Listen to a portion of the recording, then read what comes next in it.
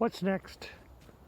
I want to talk about the third eye, the awake people, the spiritual people, those who walk the spiritual path. Talk about opening your third eye.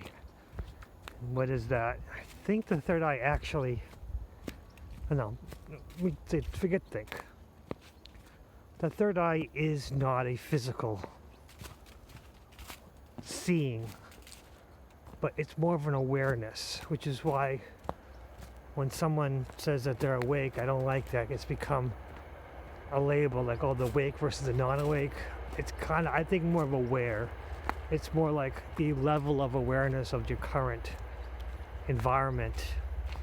Because I'm trying to go to the third eye thing. I can see and hear spirits, but they don't come from my physical eye or my physical ears. They're just there, and for the most part, 80-90% of them don't even want to interact. They want to do their own thing, and that's fine. I'm not looking for a Ghost Adventures or a Dead Files or anything like that. Just if they want help, I'll give them some help. If they don't, well, we'll just continue on our way and be pleasant. Social distraction, whatever they call it. Losing my train of thought. More to the point, third eye. The third eye is an awareness. So I suffer from terrible tinnitus. I am always hearing a ringing in my ears. And some people with the tinnitus, it's to the point where they're always listening to it. They're always hearing it. And it causes them not to be able to hear other things. Well, I developed a long time ago, wasn't even aware of this, but I can hear what people are kind of thinking. More animals. Animals are so much easier than people, but regular people, when they communicate with me, no matter what they say out of their mouth, I'll understand what they're truly trying to say in their head, and it makes interaction much easier. Being a social inept person, I'm not really that social. I don't really like to socialize too much. I mean, I have my close friends who I really enjoy socializing with. But in general public, I'm really not that. I just don't like it. Because people will say something out of their mouth and they won't think it in their head. And I've run into the issue where someone has said something to me and I'll answer them to the question they had in their head rather than the question that came from their mouth, and they'll be confused. And I won't know why. At which point my wife will explain to me that I answered a question that they didn't ask. And of course they're stunned because they didn't ask in that way. They like, people will ask questions to lead up to the final question. It's like in polite society, you don't ask a direct question. You add a few backup questions to judge your subject, I guess, a better word for it.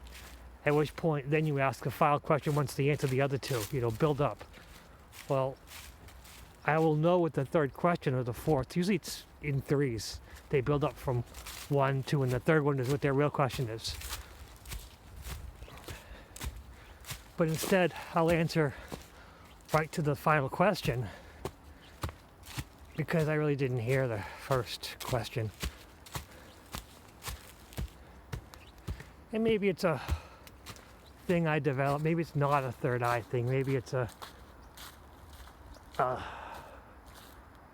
learned to read people, not read as in psychically, but read as in socially, that I look for cues that are subtext, that are subconscious to me, that might not be something I outwardly see, but my brain develops connections. More to the point, maybe the third eye is a reading. It's an awareness kind of thing rather than a physical eye, a physical ear, a physical feeling. Because as you develop your ability to read situations from subtext, it makes life easier. And if you're looking to open your third eye, well, that's the first step. People ask, oh, how do I open my third eye? That's asking the question is your first step. And after that, your brain knows that you want to open your third eye. And since your third eye is a physical part of the brain, you'll start accessing it more. And like every muscle, the brain's not only a muscle, but with everything, every talent, that's a bad thing. With every talent, you get better at it with practice. So you continue to practice reading situations and going forward from there. Your third eye becomes stronger. And when you can't question, you're like, well, what if this is my ego talking and not my third eye?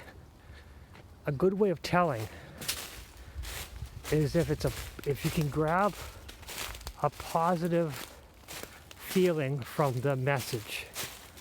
If you're talking to somebody, and let's say you get a negative inclination, and you say, well, what if it's my ego being afraid? But what if it's more to the point, if it's your third eye, if it's trying to protect you, but presents it in a way that is positive, say, hey,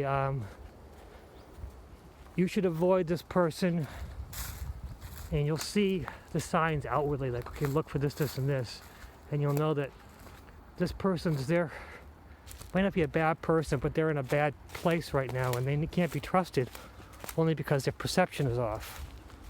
They aren't really bad people, they're just people with bad perceptions of life, and it's corrupting them.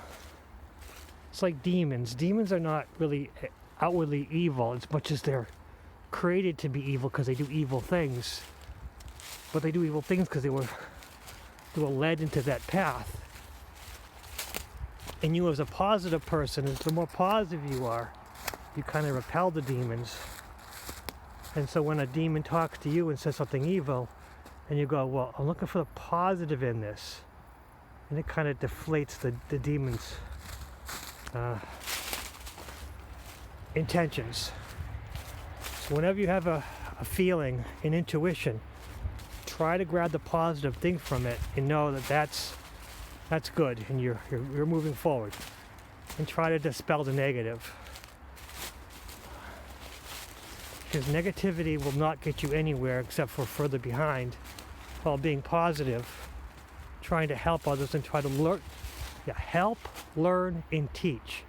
They all go together. So you can learn from somebody and help them, because if someone helps you with something that you weren't aware that you needed to learn, and you say thank you, that puts them further on that path to something that they can do. People love to succeed, no matter how much of a bad person they are inside. They're only bad because they want to push away, because they don't want to make mistakes anymore.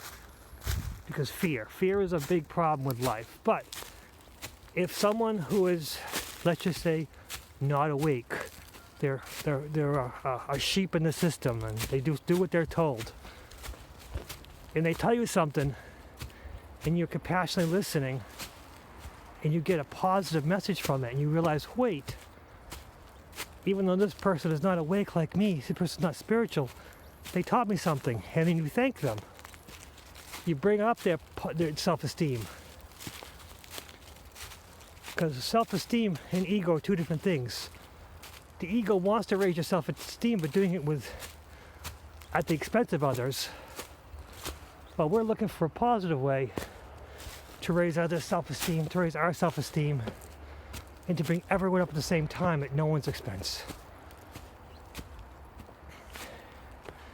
Either way, use your intuition to better yourself. Use your intuition to better others. Never take advantage of anybody, and you will excel at life. And I wish I learned this 20, 30 years ago, because I'd be in a much better place. But today is a perfect day to start new. What's next?